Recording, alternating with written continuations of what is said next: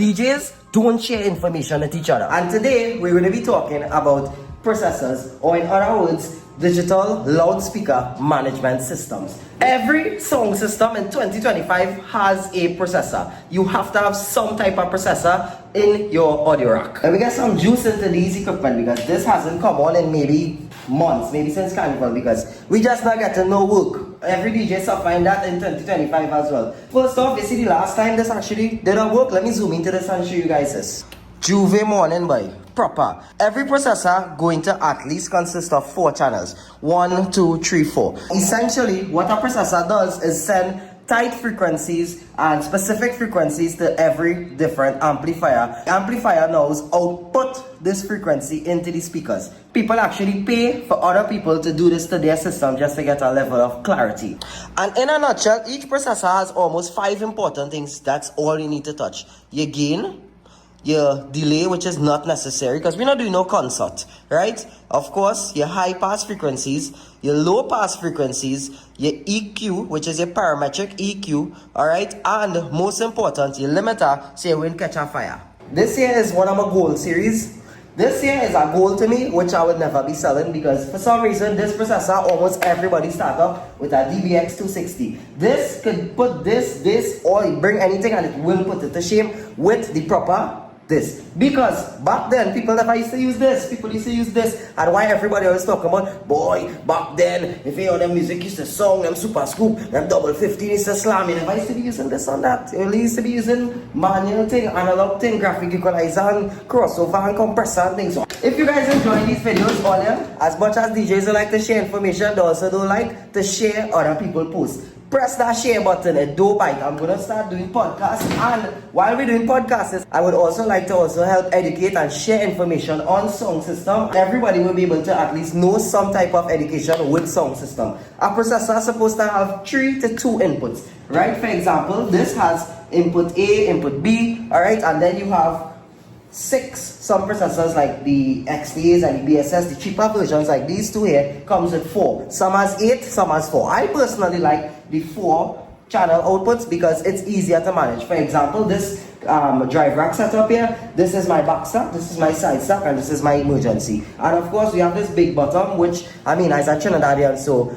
the quality of Trinidad sound system is monkey see, monkey do. Everybody using big bottoms. I say, you know what, let me go and get a big bottom. I use big bottom, I find like it didn't do nothing to the system. I was like, you know what, this will just be as an ornament here. You come a little closer. So, with the processor, you can see, I hope all you can see, alright? This is the gain here. Now, obviously, you match your gain to your amplifier outputs, right? Obviously, the more gain, the louder the system, the louder the speaker would play, the louder the output of the amplifier. This basically is a gain. What I recommend people to do is raise your channel amplifiers all up. So if you could turn this, like for example, watch this knob, right? You could turn that all up, set your gain to the last minus, which will be minus 40 or minus 10 or minus 20, whatever processor you're using, and then use this gain to control your processor. That free knowledge I know give all here. People is pay 1,500, 2,000 for man to do that in the system. If all they want to pay me to tune on the system, no problem. So then you have your delay.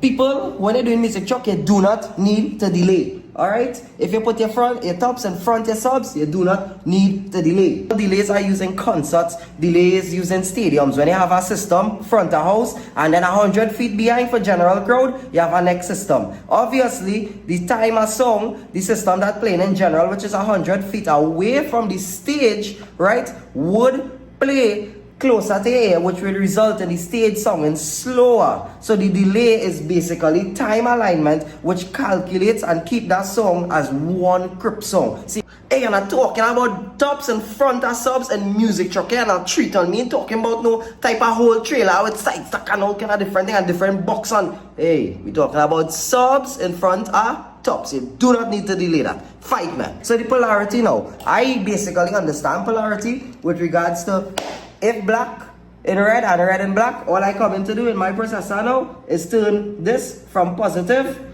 to negative. Alright, so this is basically if you have cancellation in your system, this can also help you a lot with polarity. All right?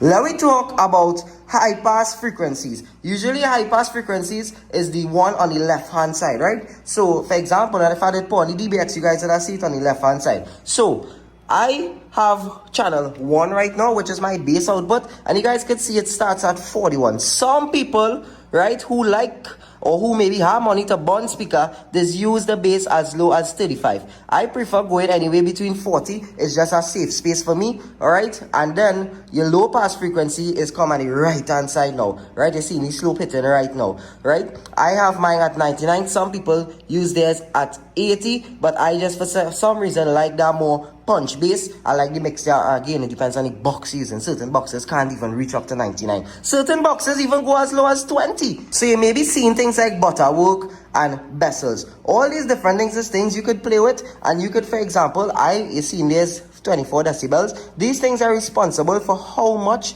the curve cuts. So for example, the lower the curves I find is for some reason give a lower bass. And now we back to the parametric EQ now. So basically this here is your frequency where you want to interfere with, right?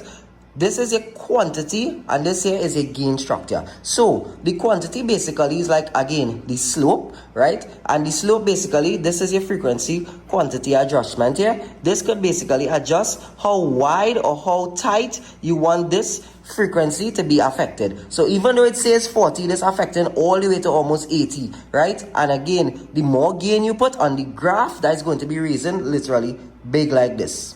You understand? All right, and the parametric EQ and processors. So for example, this is a parametric EQ, right? This is a 31 band graphic equalizer. A parametric EQ is a digital equalizer basically, and it's more tighter. It control one band. So you see it's saying 40.9, right? This is 40 here. This one thing is 40. But if I keep raising this and I make my quantity of my 40 frequency wider, right? That's going to affect from 40 to 80, or depends on which part you put it, from 40 to 20. Now, that is also one of the reasons why we evolved and went into these digital computers. Reason being, if you had to, like for example, if you want to do frequency adjustments for your bass only, you would need to take out all at this, and just control your bass and your low frequencies alone. Alright, so this is the reason why people gravitate towards this. So you might have to get two. There's dual band 31 band equalizers where you could be able to do that, but for faster and less wires and less headache. And then the next thing with these things is that these things could break. I was wondering, if this fall long and this not break, all hell break loose. And basically we come into end now because we reach limiters so far. Your limiter basically controls the amount of volume is outputted. So your limiter could either keep your volume real tight, have your limiter less frequent. So your limiter could just be going, like for example, when you go into the peak of your system, right before your arms press red, you could have that limiter set to just send back down just so and maintain that volume. There's also something called a gate and a compressor as well. That is familiar to a limiter. Alright, so if you guys enjoy these videos, we're going to be doing a real nice cool thing. Planning to do podcasts, we're planning to do talks, bring some celebrity DJs or some guys who are actually in the market right now and teach like marketing and how to charge and prices. We even can talk about prices though, because you see that price thing in this DJ system, this little thing alone, that player and a S-Tag and a mixer, you know how much money that is?